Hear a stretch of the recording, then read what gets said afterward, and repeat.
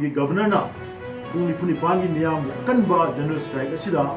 करीमता थौसादना तुमिना लेथोखिबसिना मरम ओइरकांदा महांगना मियामना तालिबा डिमांड मरुएना मणिपुर मियामदा थोखिबा थौदोसी सोइग्रे लांग्रे हाइदना हाइबम थोपदु हाइदना लेबसिना मरम ओइरगा मणिपुर गवर्नर असि मणिपुर मियामना ngasi खुदक्तगी महाकी मथक्ता बॉयकॉट तौरे हाइदना यानामदे कोइ लाथोकचरी हाइबा बॉयकॉट असि की मनुंग चन्ना तोंगान तोंगानबा पब्लिक सिविल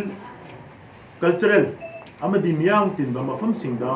महाक याव फंक्शन सिंगदा मणिपुर मियामना सरुक याबिरोइदबनी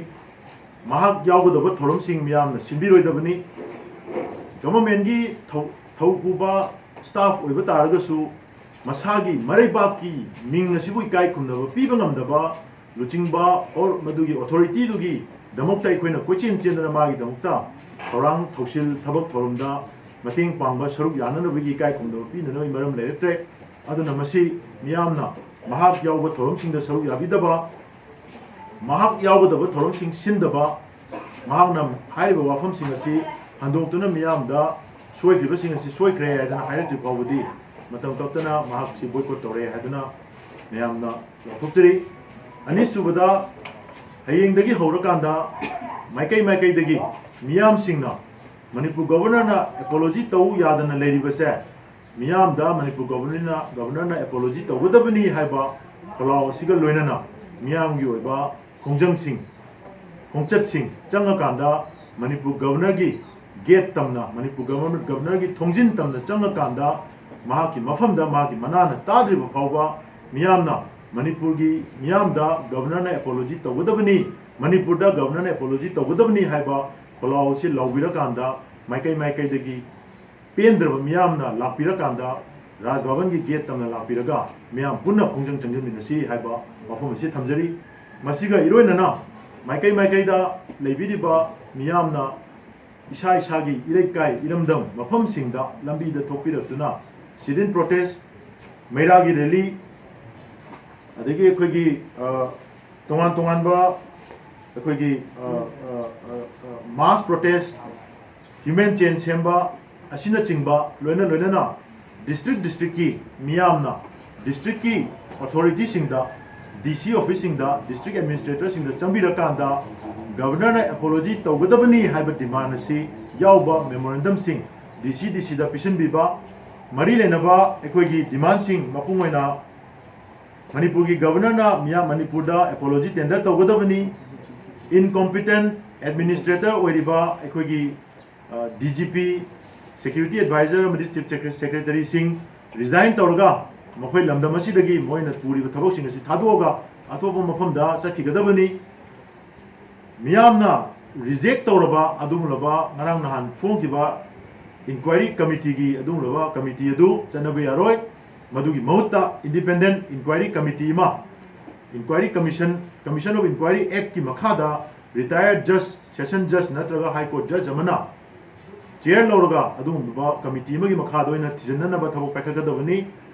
चीफ सेक्रेटरी ना मसाना माय मथक्ता चथगदब इंक्वायरी दु मसा मागी मखादा लेबा सबऑर्डिनेट ऑफिसर अमना इंक्वायरी तोहन बायबसि मियाम मिनम्बा मियाम सिबु उसितबा मानबा थोमनी अदुना हाइबा इंक्वायरी की इनिशिएटिव असिसु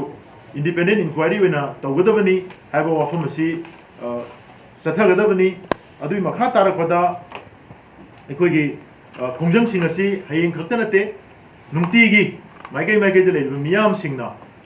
इसा इसागी अरेंजमेंट फजना तौबिरकांदा कोकोमी इचनाव सिंग पाव फामिनरकांदा मथौ ताबा मदुगी वाफम सिंग बाप तामिनरकांदा खोंजंग सिंग असि लेपा खंबा लेतना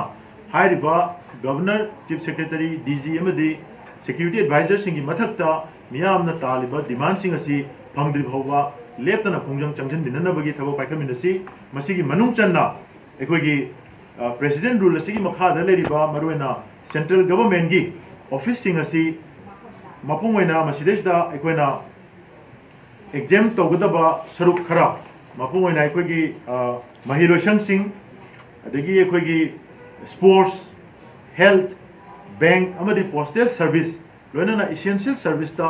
रिफ्लेक्ट तौबा सेंट्रल गवर्नमेंट की ऑफिस सिंग नतबा अतोपा सेंट्रल गवर्नमेंट ऑफिस सिंग असिसु बॉयकॉट तौगी खोंजंग चंगजिनगदबनी हाइरिबा मसिगी खोंजंग सिंग असिगी सरुक मनुंग चन्ना सेंट्रल गवर्नमेंट की ऑफिस सिंग असिसु अखोई ꯃꯈꯣꯏꯅ ꯃꯤꯌꯥꯝꯗ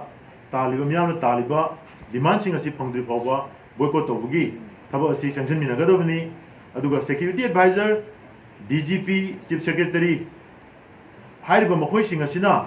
ꯃꯐꯝ ꯑꯁꯤꯗꯒꯤ ꯔꯤꯖꯥꯏꯟ ꯇꯧꯔꯒ ꯑꯇꯣꯞꯄ ꯃꯐꯝ ꯑꯃꯗ ꯆꯠꯇꯕ ꯌꯥꯗꯕ ꯐꯤꯕꯝ ꯃꯌꯥꯝ ꯑꯃ ꯂꯩꯈ꯭ꯔꯕꯅꯤ ꯃꯈꯣꯏꯅ ꯑꯁꯤꯒꯨꯝꯂꯕ ꯆꯠꯊꯈꯤꯕ ꯊꯧꯑꯣꯡꯁꯤꯡ ꯑꯁꯤꯅ ꯃꯔꯝ ꯑꯣꯏꯔꯀꯥꯟꯗ ꯆꯠꯊꯒꯗꯕꯅꯤ ꯑꯗꯨꯒ ꯃꯤꯌꯥꯝꯅ ꯇꯥꯜꯂꯤꯕ ꯗꯤꯃꯥꯟꯁꯤꯡ ꯑꯁꯤ ꯈꯣꯜꯂꯥꯎ ꯂꯥꯎꯔꯒ ꯈꯣꯡꯖꯪ ꯆꯪꯁꯤꯟꯕꯤꯒꯗꯕ ꯃꯐꯝꯁꯤꯡꯅ ꯔꯥꯖ ꯚꯕꯟꯒꯤ ꯑꯗꯨꯒꯨꯝꯂꯕ ꯃꯈꯥꯒꯤ ꯒꯦꯠ ꯑꯁꯤꯗ ꯑꯩꯈꯣꯏ ꯒꯣꯚꯔꯅꯔ ꯎꯅꯕꯒꯤ ꯃꯊꯧ ꯇꯥꯗꯦ ꯃꯥꯕꯨ ꯎꯅꯔꯒ ꯋꯥꯔꯤ ꯁꯥꯕꯒꯤ ꯇꯉꯥꯏꯐꯕ ꯇꯉꯥꯏꯐꯗꯕ ꯀꯔꯤꯝ ꯂꯩꯇꯦ ꯃꯍꯥꯛꯅ ꯏꯍꯥꯟ ꯍꯥꯟꯕꯗ ꯎꯅꯒꯗꯕ ꯋꯥꯔꯤ ꯁꯥꯒꯗꯕ ꯄꯨꯝꯅꯃꯛ ꯑꯁꯦ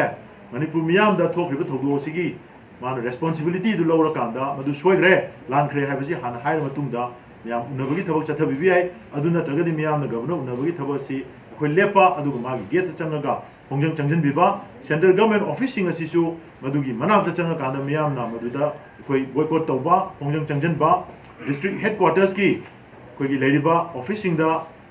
ꯗꯤꯁꯇ꯭ꯔꯤꯛꯀꯤ ꯃꯤꯌꯥꯝꯅ ꯈꯣꯡꯖꯪ ꯆꯪꯁꯤꯜꯂꯀꯥꯟꯗ ꯃꯦꯃꯣꯔꯦꯟꯗꯝ ꯄꯤꯕ ꯃꯦꯃꯣꯔꯦꯟꯗꯝ ꯑꯗꯨꯒꯤ ꯃꯄꯨꯡ ꯑꯣꯏꯕ ꯋꯥꯔꯣꯜꯗꯤ ꯒꯚꯔꯅꯔꯅ ꯑꯦꯄꯣꯂꯣꯖꯤ ꯇꯦꯟꯗꯔ ꯇꯧꯕꯒꯤ ꯗꯤꯃꯥꯟ ꯇꯧꯕ DGP ꯆꯤꯐ ꯁꯦꯀ꯭ꯔꯦꯇꯔꯤ ꯑꯃꯗꯤ ꯁꯦꯀ꯭ꯌꯨꯔꯤꯇꯤ ꯑꯦꯗꯚꯥꯏꯖꯔꯅ ꯔꯤꯖꯥꯏꯟ ꯇꯧꯅꯅꯕꯒꯤ ꯃꯔꯝꯁꯤꯡ ꯄꯤꯔꯒ ꯃꯈꯣꯏꯕꯨ ꯔꯤꯖꯥꯏꯟ ꯇꯧꯅꯅꯕ ꯃꯦꯃꯣꯔꯦꯟꯗꯝꯁꯤꯡꯗ ꯄ꯭ꯔꯦꯁꯔ ꯗꯤꯃꯥꯟ ꯇꯧꯕ ꯍꯥꯏꯔꯤꯕ ꯋꯥꯐꯝꯁꯤꯡ ꯑꯁꯤ ꯆꯪꯁꯤꯟꯕꯒ ꯂꯣꯏꯅꯅ ꯒꯣꯋꯥꯜ ꯇꯥꯕꯤꯒꯤ ꯊꯧꯗꯣꯛ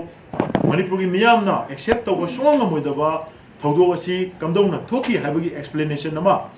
ꯂꯩꯕꯥꯛ ꯑꯁꯤꯒꯤ ꯂꯩꯔꯤꯕ ꯏꯟꯗꯤꯌꯥ ꯒꯚꯔꯟꯃꯦꯟꯠꯀꯤ ꯁꯥꯏꯠꯇꯒꯤ ꯃꯤꯌꯥꯝꯗ ꯑꯊꯨꯕꯗ ꯊꯧꯗꯣꯛ ꯑꯁꯤ ꯀꯝꯗꯧꯅ ꯀꯔꯤꯒꯤ ꯊꯣꯛꯄꯅꯣ ꯍꯥꯏꯕꯁꯤꯒꯤ ꯆꯞ ꯆꯥꯕ ꯑꯣꯐꯤꯁꯤꯌꯦꯜ ꯑꯣꯏꯕ ꯑꯦꯛꯁꯄ꯭ꯂꯦꯅꯦꯁꯟ ꯑꯃ ꯌꯥꯝ ꯊꯨꯅ ꯊꯣꯛꯂꯛꯀꯗꯕꯅꯤ ꯑꯗꯨꯒ ꯏꯟꯀ꯭ꯋꯥꯏꯔꯤ ꯀꯃꯤꯁꯟꯒꯤ ꯆꯪꯁꯤꯟꯒꯗꯧꯔꯤꯕ